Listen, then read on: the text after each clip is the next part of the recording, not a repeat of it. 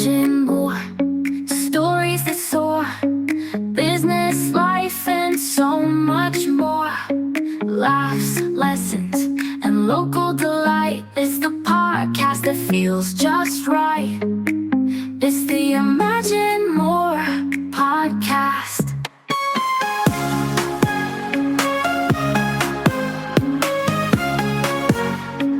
Welcome back to the Imagine More podcast, where we shine a light on the people, stories, and small businesses that make Moore County such a vibrant place to live, work, and grow. I'm your host, Rose Young, and I'm so glad you're here.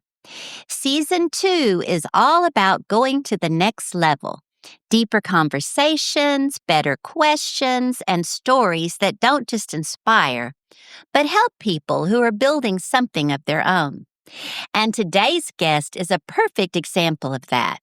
Sara Holden currently serves as the director of the Small Business Center at Sandhills Community College, supporting entrepreneurs across Moore and Hoke Counties. But her path to this role is anything but ordinary, and that lived experience is exactly what makes her perspective so valuable. Sara, welcome to the Imagine More podcast. Thank you for having me, Rose. Let's just start with today. When someone meets you for the first time and asks, "So what do you do?" what do you usually say? I introduce them as I introduce myself as the director of the Small Business Center. I act as a liaison between the plethora of and abundance of community resources and college resources at Sandhills and the person seeking a business advisement. Either they're starting a business or they're growing a current business. Oh, so are there a lot of businesses that come out of the Business Center at Sandhills that you work with? Currently, there are several businesses that have started from students at Sandhills. No kidding. Absolutely. There's Kayla Renee Cakes. There's DZT Land Surveying, Oh, to name a couple. But a lot of times, it's people who are wanting to start a business and they're community members. They're not students, and they come visit us and say, "Where do I start?" that's great. We need something like that. You know, I did that as well. Did you really? Yes, when Awesome. Teresa was the director at the time. Yes. Uh-huh. Okay. And she really helps, so it's a great resource. You're new in your role as director of the Small Business Center. What has surprised you most since stepping into this position? What has surprised me the most is the willingness of the community to be accessible to the students and fellow community members seeking business resources. Yeah. There's such a reaction to want to give of time and knowledge that it's been very refreshing. Nice. That's one of my favorite things about this area is how the community supports small business. Absolutely. I think that's why downtown is a downtown, don't you think? Absolutely. All the downtowns, even Vass, as small as it is, has such a vibrant, well-supported community of small businesses, and downtown Rayford, Southern Pines, Pinehurst. Right. It's amazing. Yeah, so normally you drive through these little cities and it's wasteland, all these buildings that are completely empty and dilapidated. Yes. Not us. Definitely not us. What excites you when you think about the impact this role can have on our local business community? What excites me most is the creating of new connections and strengthening of existing connections between Sandhills Community College and the community. Because they all have so much to offer each other. It's like this nonstop life cycle of giving and growing. And to be a part of that is very exciting. It's an honor. Well, your professional journey is fascinating. Military service, project management, chaplain assistant, teacher, police officer, entrepreneur. My goodness. When you look back, did all of these chapters feel connected at the time, or did they only start making sense later? Ironically, they only started making sense until very recently, within the last Really? couple of years. Uh-huh. But as I reflect back upon all of those different roles because they were so varied between the Yes. expectations. In this position, I see how it was very intentionally designed to make me be most effective where I Right. am today. Oh, nice. Synchronicities lining Abs- you up. Yes. Well, what did your time in the military teach you about leadership and service that still shows up in your work today? My time in the military, the most productive times was when I had the honor to serve under servant leaders. Servant leadership is where I find the whole body of service to grow. And when I see that in a community, I want to be a part of that. Ah, And I want to be an integral part of being that piece of servant leadership as well, in directing the small business center. How can I serve the people coming in and right, the businesses that need a little push, but someone alongside them, not just telling them what to do, but showing them right. alongside them. And when you work for a leader, or when I witnessed the leadership of Dr. Stewart as my daughter became a student athlete at Sandhills and all the department heads, I wanted to be a part of that. So Nice. I wasn't Yeah. really looking for a job. And then when Ah. it seems like a very divine intervention, but that is how Sandhills is run, is as a servant leadership institute. And I really appreciate that. Oh, so you have firsthand experience. Your daughter is attending. Yes, ma'am. Mm-hmm. That's really cool. Was that where you were the chaplain assistant? Was in the military? It was my Okay. last 4 years of service. Uh-huh. Yes, How long ma'am. were you in the military? 10 years between 10 active years. and Air National Guard time. As soon as I had enlisted in the Air National Guard after my active service time, 9/11 happened. So I was immediately Oh. recalled. Oh, goodness. Yes. Oh, so, oh my goodness. When you got recalled, where did they send you? What did you have to do? That's the irony is I had just had my second son Uh-huh. in July of 2001, and I was stationed at Hancock Field in Syracuse, New York, where we could deploy a fighter jet to be in New York City in 7 minutes. And the base commander did not send me for any recovery mission immediately. They said, "Can you work overnight in the command post?" I was nursing my son at the time. Oh, wow. So I was able to be with my children during the day and help my husband run his small business. Uh-huh. And I worked in the command post in 12-hour shifts. Wow. So I'm just feel very blessed to have had that opportunity to serve Right. while raising my children. And I mean, I bet you were exhausted. I mean, I was, but it was just you do what has to be done, and the right. sleep will come. I was much younger then. But I did deploy in that capacity to the UAE to Qatar Oh. further along during that service time in Operation Enduring Freedom and Iraqi Freedom. Oh. You've worked with students in classrooms and with people in crisis as a police officer. How did those experiences shape the way you see people and problem solving? Whew. As a teacher, you have students. As a law enforcement person, you have your victims or your offenders. And what you have to realize, what I learned, is there's so much more than that person in front of you at that moment. Right. There is a deeper sense. You learn there's so much more going on Right. overall with that being in front of you. Oh, yeah. And you can't problem solve immediately. You can't solve a problem when you only see 10% of what's going on. Exactly. So it takes time, and to not react. Even as a first responder, your training kicks in, but there's so much more than that knee-jerk reaction that you have to consider. What are the Yeah. consequences of doing this? So treating that person as a whole. And same when they walk into the center. Right. They're not, the choices that they make right then and there does not define the whole person. Exactly. What grade did you teach?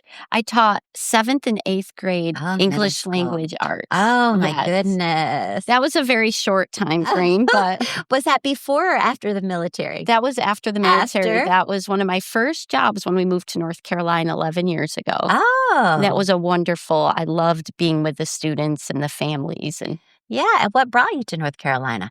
my mom had moved to Burlington, Uh-huh. but we didn't want to be in such an industrial-sized city, so we had put our house in Homestead. We had land in upstate New York, put it all on the market, and we came down and saw a house with land in the center of Asheboro for sale. It was a home with 23 Oh. acres. The housing market was very affordable in 2014, and we said, we're going to move in. They accepted our offer. And we sold everything in upstate New York and moved down with our 3 children. We just wanted to get them into a different school setting. Right. And we wanted to be closer to my mom. 23 acres. How Yes, in the middle of exciting. Asheboro. Oh, So- that's crazy.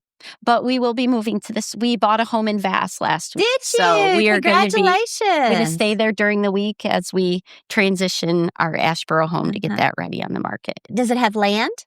The one in Vass, no, it is Mhm. we're empty nesters now. So Yes. I just wanted a more closed, quiet community, not so Uh-huh. much to take care of. So we bought a tiny little roundhouse. Did you? That's waterfront, and just where when my granddaughter visits, we can go to the pool and go for walks and Oh, how not have a fun. lot to- Granddaughter too, huh? Yes, ma'am. She just turned 5. Oh, congratulations. Thank you. So let's talk about your entrepreneurial side, because your ventures are wonderfully diverse. You've owned a popcorn company, an off-grid Airbnb, Yes. and worked in agriculture in upstate New York. First of all, how did popcorn become part of the story? Popcorn happened after I left teaching. Okay. And my husband has always loved popcorn. And Yeah, he I said, do too. "Oh, I'll bring you some next time." Our son has bought that business. Oh, and he runs it really? in Seagrove. Yes, ma'am. And he's done very well with that. And he's amazing young man.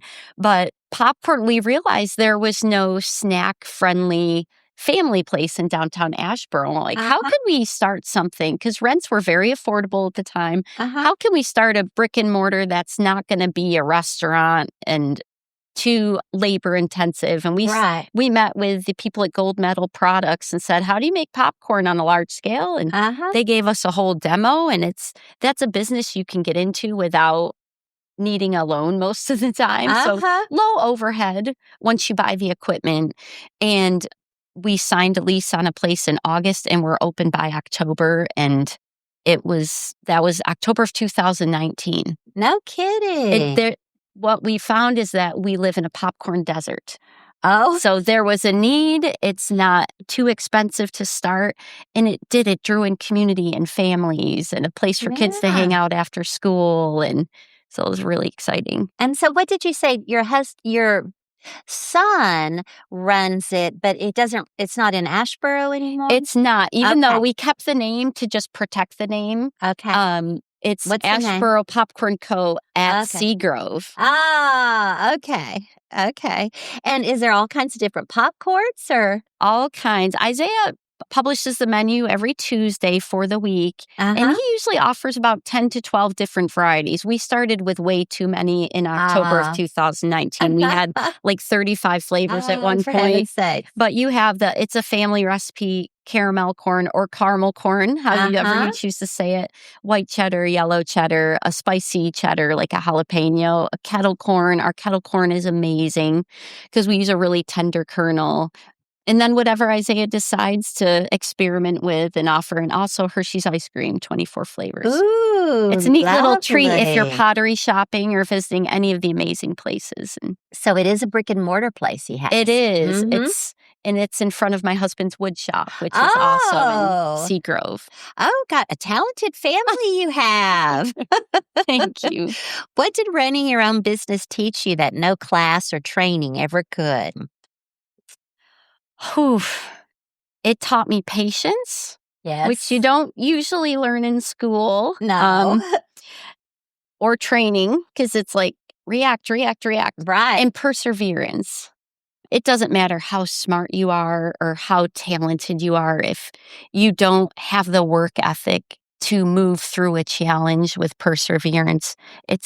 There will be no growth. So it taught me Yeah. patience and perseverance. What would you say to someone out there that's wanting to jump in and start their own business?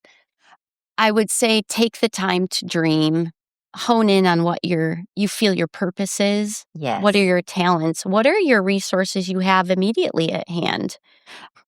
And if you find that you're coming up short on that end, plug into your local community. Come see me and we could talk through it.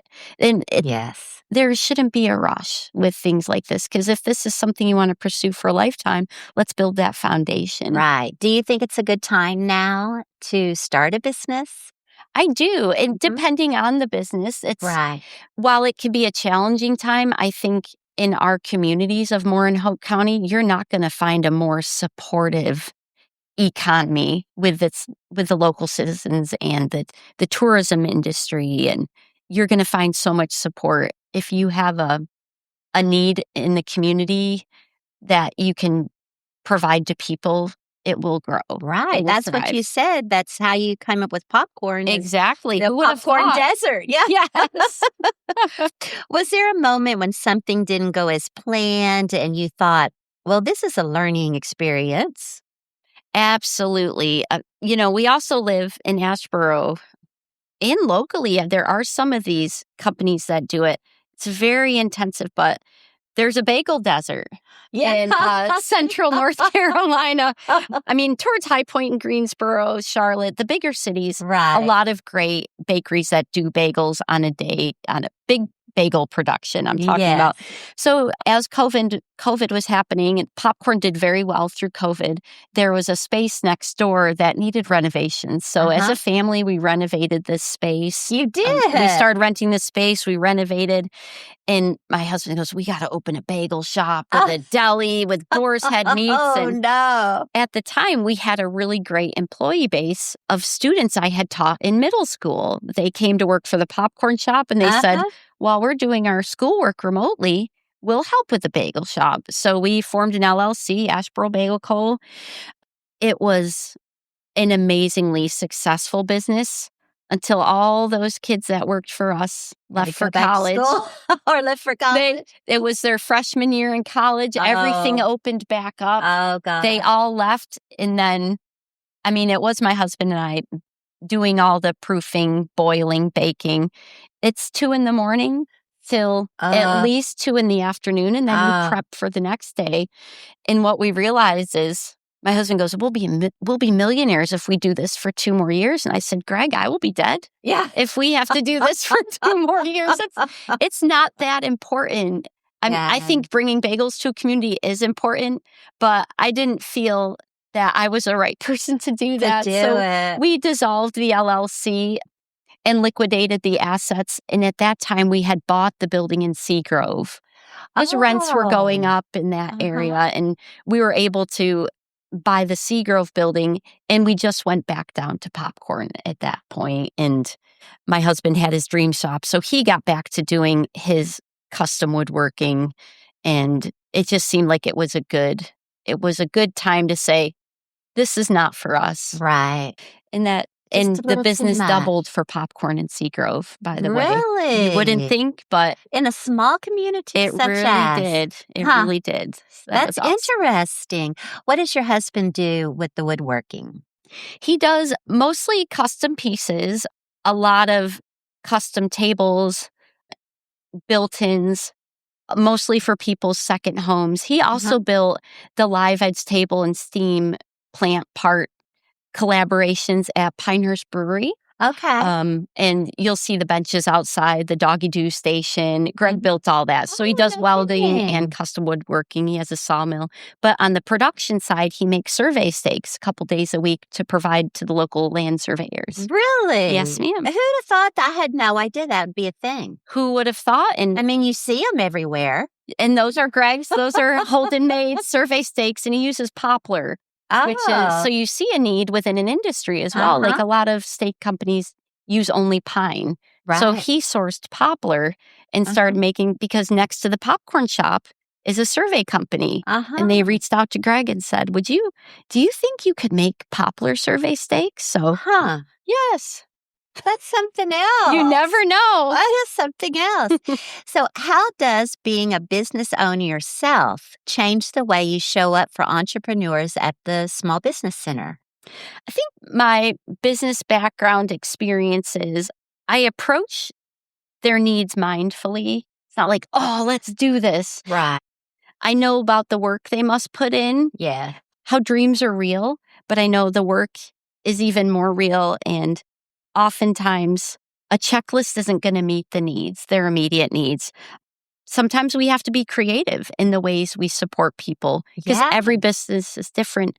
Every business owner is different. So That's right. knowing that going into it, I don't just give them a list and so let's talk about what your vision is and how can I best serve you and plug you in with the existing resources to get you on the next step. Oh, so for listeners who may not be familiar, what exactly is the Small Business Center at Sandhills Community College and who should be taking advantage of it?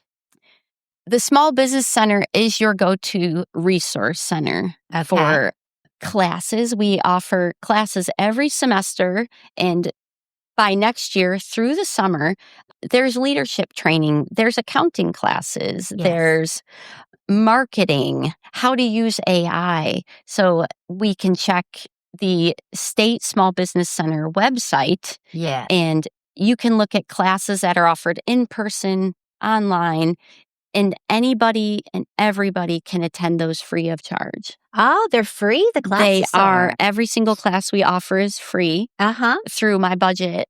That's downward from state directed. Okay. Also business counseling. If you're at a certain step in your business, you're already established. Right. But you need maybe to realign strategically for growth.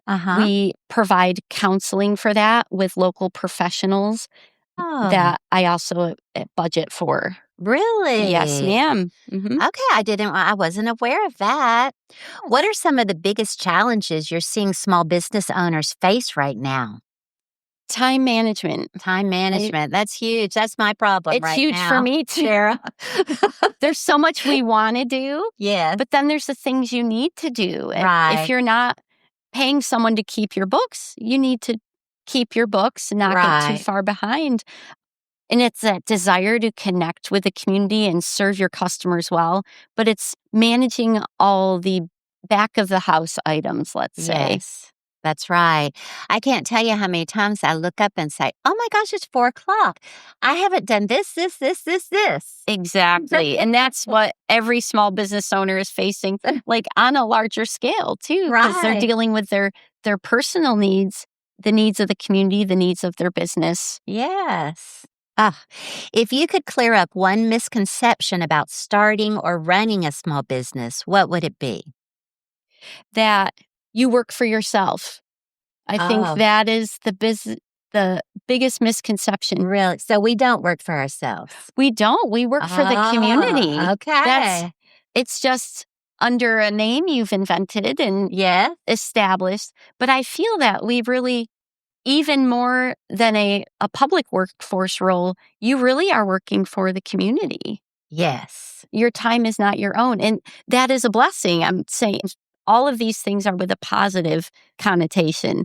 But if you want to be successful, you really have to keep in mind that you are working for other people still. Right. That's interesting. Well, and I keep hearing you come back to the need. There's got to be the need in the community, or like you call it, the desert. Yes, yes. And Sarah, what about nonprofits at the community college? We do also serve the nonprofit community. Anybody looking to find resources on nonprofit establishing and growth, we will be offering classes that cater to those specific needs in the fall as well. So bring your for-profit and nonprofit ideas to us, and we'd be glad to meet with you and help you alongside that journey. Very cool. So, Sandhills' strategic priorities are learn, engage, and belong. Those are powerful words. How do they guide the way you serve the community? They're not only for the students and the people coming to the campus or us, how we are visiting people on campus or outside of the campus, but from my perspective, I need to learn about them as well. Right. They're coming to learn something. How do I start my business? Or they're taking classes on campus. How am I engaging with them? So I Yes. not only take those strategic priorities as what the people coming on campus are needing, but how am I serving them? I'm learning about them. I'm engaging with them, and I'm trying to figure out where we all belong in the big picture. Have you ever told someone no, that you don't think that it will work, or they need Yes, to rethink their idea? exactly. Like, it's a great idea, Uh-huh. but there's a lot that, like, some markets are saturated. Yes. There's some big markets that are super competitive. Let's say trash removal. You Right. can't just go get a truck and start hauling garbage. It's Right. something so necessary, but it's a very expensive industry to get into. Uh-huh. And if you're going to be doing the driving, you need a CDL. Like, let's start and get your CDL. Right. So I have asked people to I provide them with links to research, and I'll often do research for them and provide them information. Like, the first step in this is getting this certification before you can run this type of business. And a lot of times people are like, oh, I don't want to do that. I'm like, well, Right. it's good you know now before you went out and paid the money to Right. register for something.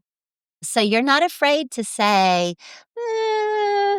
I'm really not. Or if you want to start a restaurant, that's awesome. Like, there is no harder work. I mean, farming, definitely very hard. Yes, yes. But to start a restaurant, there's a lot that goes into that it's more than just walking out to a table and asking how somebody their food was. Yeah. So that's in that the bagel was a restaurant-based business. That's and right. The bagel shop. And that's why this semester we're offering classes on how to start a food business, how to start an agricultural business, because and we have professionals that are going to come in and teach these, like content professionals rolling out the curriculum for these. Oh, and when do the classes start? Our first class is an introductory to food entrepreneurship. It starts next week, January 22nd. Okay. It's from 5:30 to 7:30 at our Pinehurst campus. And Chef Danny Black is going out of Hillsborough, is teaching that. And she is a chef that teaches at a lot of schools and consults to help people start their own business. So that'd be fun just to take, wouldn't it? Exactly. And it doesn't cost anything. And then we'll be offering that same in-person class at our Hoke campus. Okay. In first week of February 3rd. That's exciting. Yes. Do you think we need more restaurants around here, Sarah? I do. Yes. I would. It's What one about of those. a bagel shop? I wouldn't. Can you imagine Sunday mornings in Southern Pines walking into a bagel shop? I would go down there to get a bagel from here every Sunday morning. I would love that as well. A bagel shop anywhere would be great. So you've shared that your own family has benefited from the priorities at Sandhills Community College. What does that personal connection mean to you as a leader? I'm not just someone. As a leader, I'm not just saying this is such a great place. I'm taking that experience as a consumer of the product and saying, you are not going to find a better connection in your community. You are not going to find better professors or culture as a student or employee than you do at Sandhills Community College. Ah, wow. So let's talk about your leadership and your purpose. You're very people-centered and mission-driven. You're a very positive person. I mean, you exude positivity just sitting here next to me. So how do you balance results with relationships? Balancing results with relationships, that's a really hard question because the more successful we are with our community, the busy we are, the more connections there are. Yes. And balancing that wanting to be available to everybody all the time Right. in your relationships. I don't think I have a great answer for you for that because No. I'm still figuring that out, Are Rose. you? Because in this role, like as a business owner, I found that when the doors close, you're kind of done with that piece at the end of the day. Like you're still Right. thinking about people in this position, especially as being a parent of a student athlete, like being on campus so much. And then in the community at business driven functions, Yes. you're meeting more people who are at the center of your mission. Yeah. And so it's just, but that's what life is about to me, is about the connection About and the the connection. relationship. Because what do we have outside of our relationships? Right. Material thing. Exactly. Mm-hmm. Yep.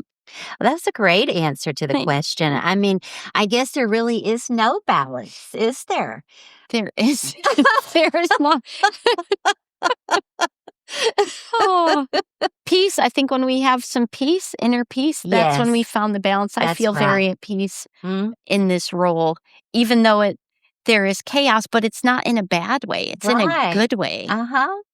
And have you been going out to all the networking events and the chamber events and meeting people? I would like to be doing more of that. There's a Yes. lot of back end data part of this job too, Uh-huh. but we are Oh. getting assistance with that Oh, starting good. today. So Oh, I'm very good. excited so I can be out. But there is a more young professionals, entrepreneurs meetup tonight. Yes. And I'll be Okay. there. And Uh-huh. then we love to be a part, workforce development in general, which is where the Small Business Center falls under. We like to attend ribbon cuttings. I met with Linda Yes. Parsons Uh-huh. last week with the Moore County Chamber and Jonathan Lewis. And then there's Stephanie Hendricks with the Moore Hoke County Chamber, Oh. all amazing leaders. Yes. Absolutely. So how has your definition of success changed over the years? My definition of success has changed in the fact that I'll go back to the peace, the contentment, not to be Yes. mistaken for complacency, Okay. but a growth that I'm content in, that I feel at peace at. Yeah. That is my definition of success, is Oh. being content Uh-huh. in what we're doing and feeling that there's purpose in it, Right. aside from the money. Or when you say results in the one question, I'm like, Uh-huh. what kind of results? Yeah. That the fact that I help somebody be at peace with down the path they're making, even if they open a business or not, Right. helping people come to conclusions. Yeah. I feel I will have achieved success the more I'm able to do that. I love that answer. Thank you. When the work feels heavy, what keeps you grounded and moving forward? My faith, Okay. a big one. Am I doing God's purpose Yes. for my life? Yoga.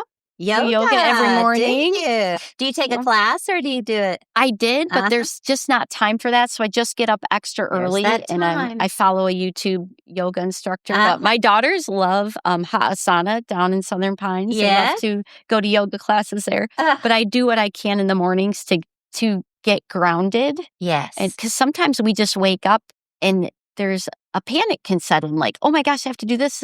Right. But then I think I do my yoga and I'm like, I can do this. And you feel the grounding when you're doing your I yoga? do. And it Uh-huh. reminds me to breathe. Yeah, that's true. She says breathe. And I'm like, true. I haven't been breathing for 30 seconds.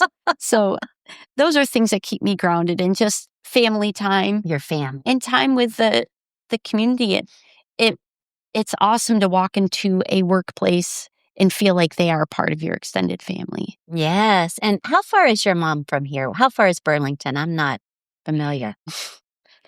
My mom passed away within 2 years of us moving here. Oh, So, I'm so sorry to I hear f- that, Sarah. That's okay. She, yes, died suddenly, and we were here. And I said, what are we doing here? Yeah. She was very involved in our children's lives. So I feel now, looking back, like she brought us here. Yeah. So it's come around 100%, 360. And I'm so glad that she had that involvement in your children's lives. Yes, we are all so thankful for that. And now I can continue that legacy with my granddaughter. Yeah. I'm so sorry.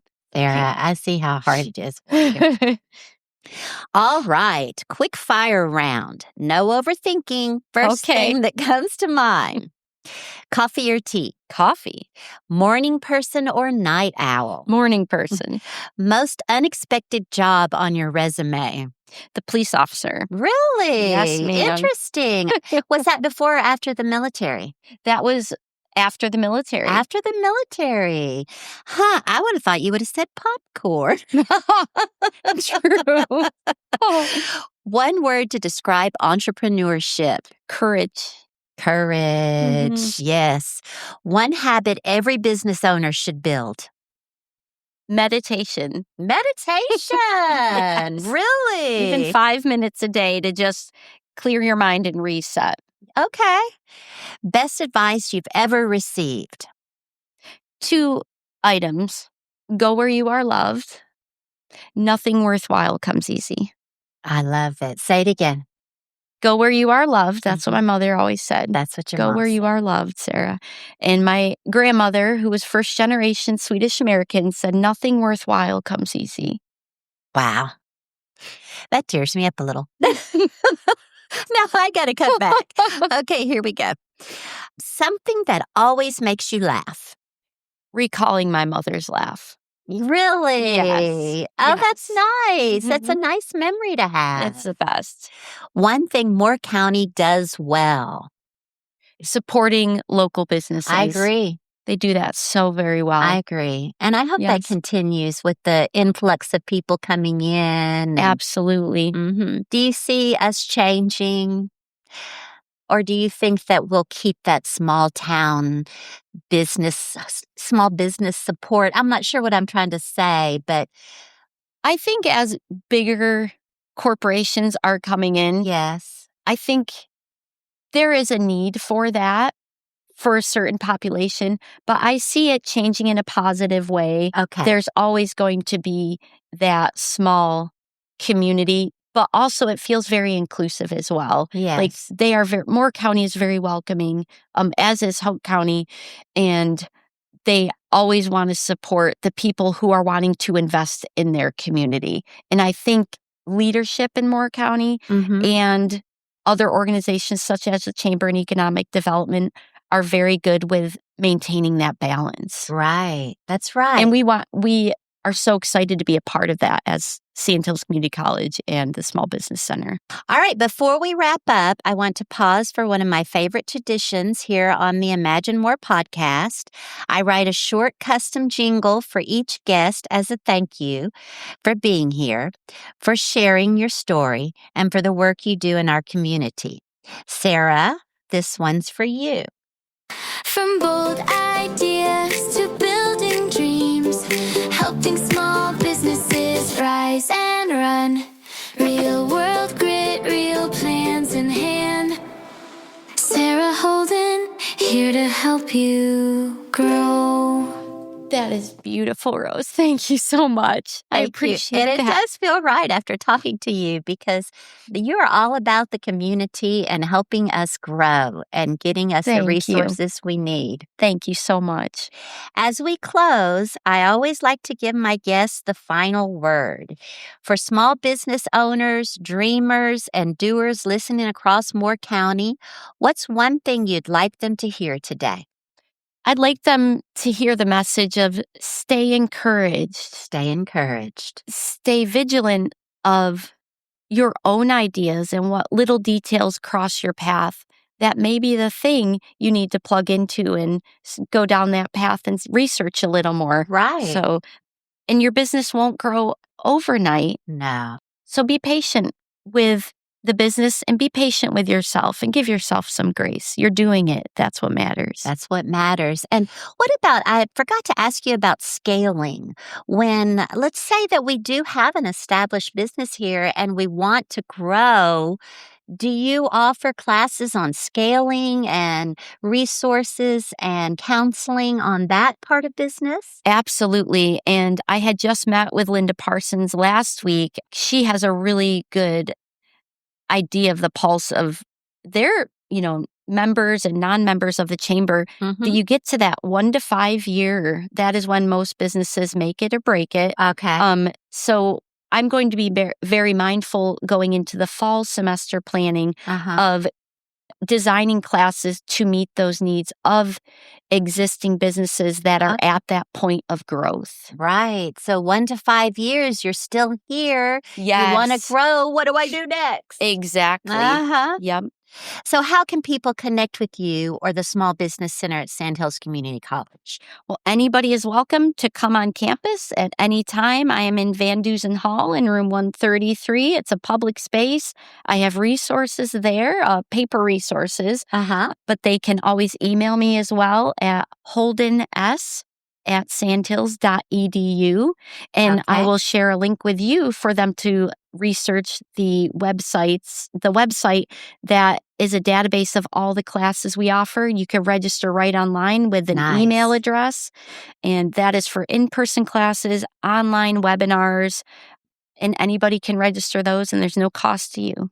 I can put Sarah's email and the link in the description for the podcast. So anyone can get in there and get it. So any final words to us, Sarah?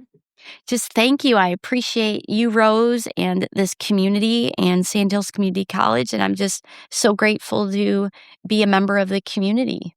Well, this is a great interview for Season 2, Episode 1. Awesome. I'm so honored. Thank you. So, Sarah, thank you for your leadership, your heart for service, and for helping our local businesses not just survive, but truly grow. And to our listeners, if today's conversation sparked an idea, answered a question, or encouraged you in any way, please subscribe, share this episode, and support the people who are investing in our community. Thank you so much again, Sarah, for being here. We appreciate you, and I can see you soar in this position. Thank you so much, Rose. Thank you for having me, and thank you for doing what you do. Oh, it's fun. I love this. As always, keep imagining what's possible and keep imagining more. Imagine more stories that soar, business, life, and so much more. Laughs, lessons, and local delight is the podcast that feels just